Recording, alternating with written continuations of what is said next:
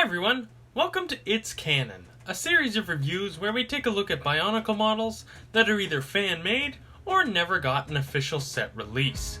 Today we're taking a look at the Crystal Climber, originally designed in 2004 by Jonathan Mastron, and was entered in the Rahi Building Challenge, where it was declared one of the winners and became canonized within the Bionicle story. Before we get into the review, quick disclaimer. Any or all of these Canon models are open to inaccuracies. I try my best to build these as accurate to the source pictures as possible. If you want to build this model, instructions will be linked in the description below. So without any further ado, on to the review. The Crystal Climber is a Rahi created by the Makuta using viruses and liquid protodermis, where they make their residence where they can find their preferred prey, ice bats. In Metro Nui, this results with numerous crystal climbers congregating on the knowledge towers, though their presence is not normally welcomed by the working Komatoran, often having to temporarily close sections of the knowledge towers so Vaki can remove the creatures. But because of how tight the creature's social infrastructure is, and how vicious they can be to intruders, proves to be more difficult than usually anticipated. The most prominent appearance of the Crystal Climber is in a few guides released throughout the run of Bionicle, making its debut appearance in the Rahi Beasts book in 2004. Here, Iruni notes the absurd heights that these creatures live at, and one mistake while catching them could make a disastrous mess on the ground. Taking a look at the model, it's actually primarily comprised of Technic rather than Bionicle parts, using them very sparingly.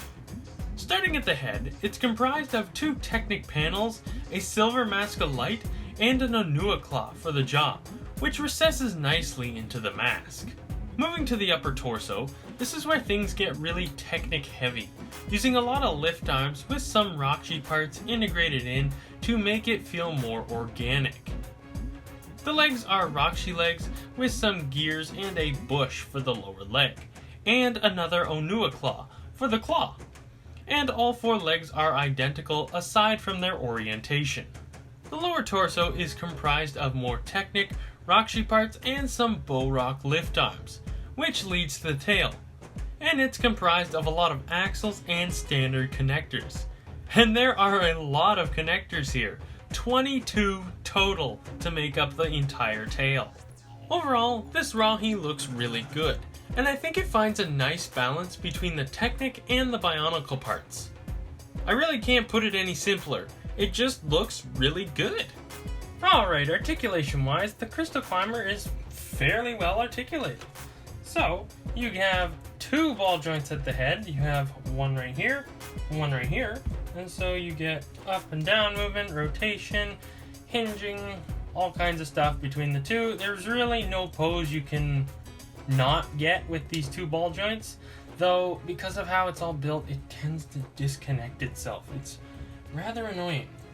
Then you also have a bar at the jaw, so you get an opening jaw, and you can hinge that far out, that far. So that is a great jaw opening range, if that makes sense. Anyway, then you get a ball joint at the shoulder here, so it can move forward that far, back that far, out that far, and you get your full rotation. Now you also do get shoulder movement, but I'll talk about that later due to the gear function. You also get an elbow bend that far. You also get full rotation because it is just a straight ball joint, and it can go back that far and hinge out to the side, that far, and that far. So elbows are elbows.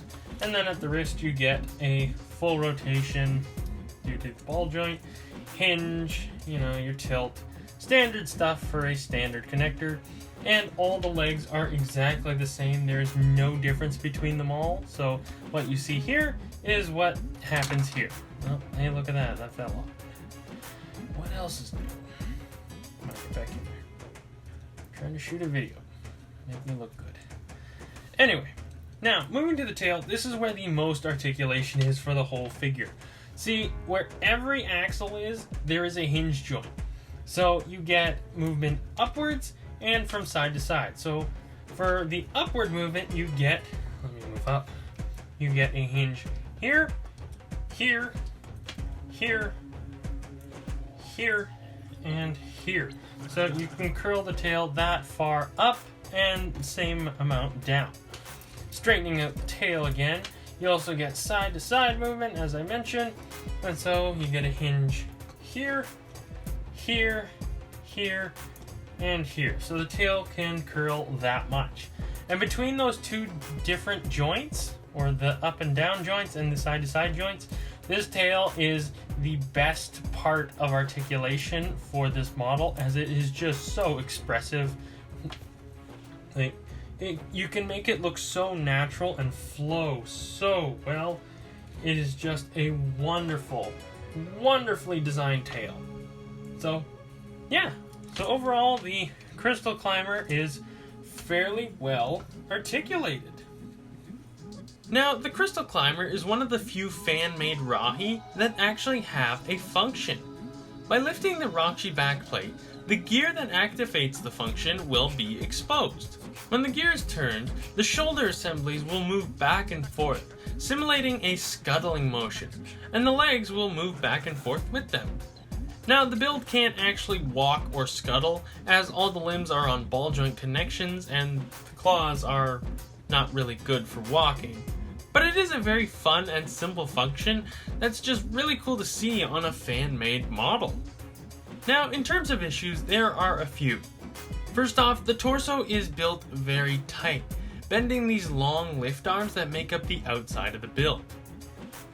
Another issue is that the connections to the ball joints aren't always the most secure, resulting in the legs or the head falling off. This is more an issue with the part design, as I have found that these ball joints don't always have the greatest friction on the inside. That said, your mileage may vary. Aside from that, it's solid and well designed. Alright, size-wise, this creature comes in at about 36 centimeters or 14 inches. And it's about 12 centimeters or 4 3/4 inches high. So, size-wise, here is the Crystal Climber next to a Mata build. Here is the Crystal Climber next to a Metro build. And here is the Crystal Climber next to an Anika build. Here's the Crystal Climber next to a Rahaga. Here's the Crystal Climber next to the Tatarok. And finally, here's the Crystal Climber next to my previous It's Canon video, the Metro Mantis. Now, if you're going to build this model for yourself from scratch, some of the more noteworthy pieces are the black pin axles. I hate these things. These are so absurdly expensive that sometimes I wonder if it's even worth getting these for these models. If you don't desire perfection, pass on these parts. The Silver Evoki, which only came in the 2003 Makuta set and the 2010 Takanuva set, where it had a slight color variation. It's not too hard to find or that expensive for a Bionicle mask, but it is one of the more expensive pieces on this model. And finally, the dark gray 4-long bar. This holds on the jaw, and depending what shade of dark gray you get, this part can either be really cheap or oddly expensive. I suggest getting the old dark gray, which generally goes for under about $1 Canadian.